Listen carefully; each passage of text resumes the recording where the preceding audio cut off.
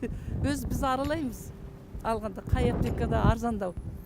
Біреу қымбатқа сатады, а біреуінде қанша теңге арзан тұрады. Бірім давлениенің дәрісін қанша ішемін ғой мен, соның өзі әртүрлі аптекаларда әртүрлі бағамен тұрады. Но в Гиппократах цена держится, по крайней мере. В Гиппократах, ну, и в основном, даже если далеко, на 3, 4, 5 остановок я иду туда. Обязательно государственный контроль за лекарствами, чтобы цены не повышали, чтобы также возили нужные медикаменты, чтобы не было нехваток, или, как говорят, там дефицита каких-либо лекарств. Это важно для страны. А так нет, хватает, просто мало, грубо говоря, аналогов мало.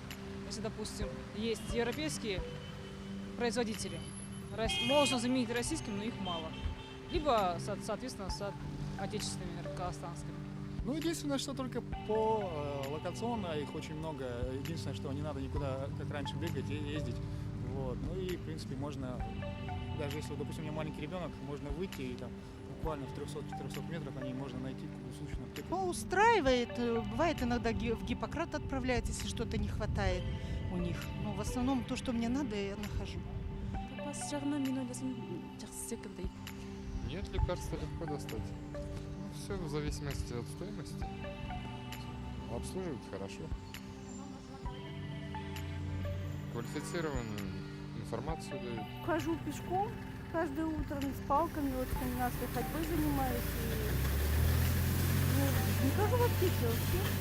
Кушаю мед, правильно питаюсь, вот и все. И секрет, мне 61 год.